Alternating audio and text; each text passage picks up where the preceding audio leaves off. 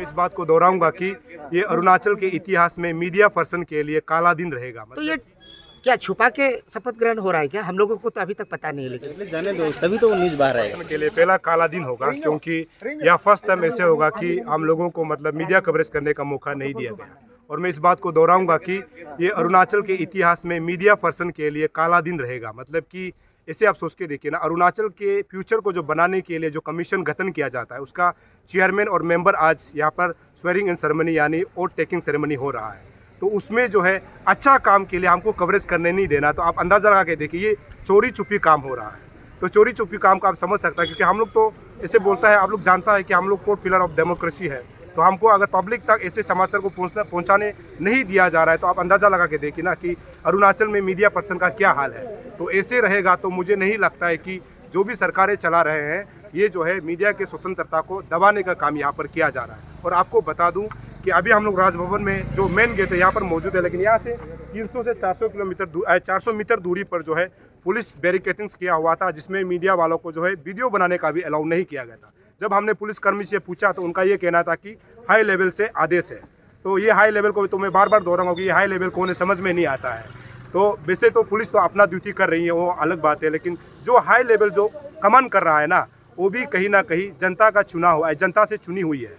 जनता से भरा कोई भी हाई लेवल नहीं होता है। जनता जनार्दन है और जनता देख रही होगी इस चीज़ को। और ये जो है जो कमीशन गठन हो रहा है ना, ये अरुणाचल के भलाई के लिए है। जो अरुणाचल के भलाई के लिए काम हो रहा हो, और उसमें और आपको तो पता है मीडिया पर्सन तो ऐसे जगह में जाते हैं ना जहाँ पे वॉर होता है, वॉर में भी जा करके न्यूज़ रिपोर्टिंग जो है लोगों के लिए करता है। लेकिन यहाँ पर अच्छा काम हो रहा है, लेकिन यहाँ पर जो है मीडिया को ही अलाउड नहीं है। तो अभी आप समझ के देखिए। लेकिन मुझे बहुत दुख हुआ कि ऐसे अगर चलेगा ना, अरुणाचल किस दिशा में जा रहा है, समझ के मुझे बहुत डर लगता है। सो सॉरी, आप लोग को भी आने देना था इसमें। तो अभी आज देखिए पीछे हम लोग ब्लॉक कर रहे हैं, साइड नहीं, आप बताइए कोई ब्लॉक मैं नहीं, जो खत्म हो गया सर। मैं जो देखा हूँ कि आज यहाँ में उनका ओवर टेकिंग हो रहा था।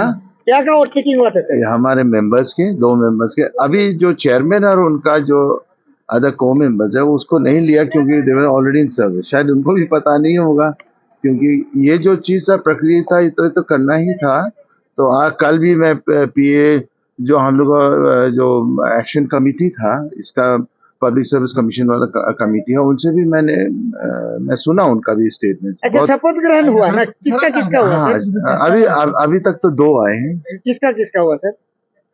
हम लोग अंदर गया नहीं सर, कुछ भी पता नहीं, आप अंदर से निकल। तो उस दिन जो एक्चुअली जो हाई कोर्ट से अभी जो ऑर्डर्स आया है, उनका वर्डिक्ट है, उन ऑर्डर्स को इम्प्लीमेंट करना ही था। तो अगर नहीं करता तो it would be contempt of court. तो शायद इसी कारण इसको करना पड़ा। ऑफ कोर्स बहुत लोग दुखित हैं कि क्यों इसको why was it not brought into the public domain and. तो लेकिन ऐसे शायद कुछ प्रक्रिया होती है कि पब्लिक डोमेन में नहीं लाना चाहिए। जैसे जब मंत्री का शपथ भी होता है, कल आप राजस्थान का शपथ देखा होगा कि लास्ट मोमेंट में किसी को पता भी नहीं, लेकिन राजनाथ सिंह जब उसको अनाउंस किया, वैसे यहाँ पे भी ऐसा कुछ गुप्त रहना पड़ेगा। तो इसलिए उन्होंने सोचा कि नहीं, गुप्त होने से भी, because they have to honour high court's decision. So that was the reason. आपको पता होगा कि Arunachal Pradesh public service commission का बात लेकर के पूरा अरुणाचल का जनता में आक्रोश है। जो करप्शन हुआ है, जो माल प्रैक्टिसेस हुआ है, जो पर्चा लीक हुआ है, उसका ऊपर में चर्चा चल रहा था। और कल कैबिनेट ने एक डिसीजन लिया कि Arunachal Pradesh public service commission को कॉन्स्टिट्यूट करना है, और उसका शपथ ग्रहण समारोह आज रखा गया था राजभवन में 11 बजे में। लेकिन पता नहीं था डिपार्टमेंट को कि मीडिया को उनको ज़रूरत पड़ता है।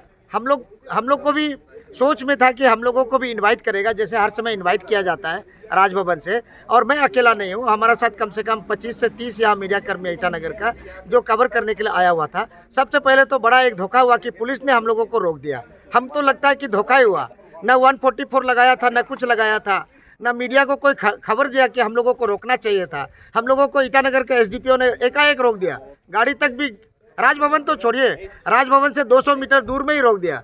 पता नहीं हम लोगों से उनका क्या खतरा था, पुलिस को कोई स्पेशल ब्रांच का कोई इन्फॉर्मेशन था क्या, वो भी पता नहीं है। लेकिन रोकने के बाद में जब राजभवन आता है तो हमारा मीडिया कर्मी लोगों को कभी ये गेट कभी वो गेट। और अभी मैं आपको बता दें, शपथ ग्रहण समारोह ऑलरेडी खत्म हो चुका है।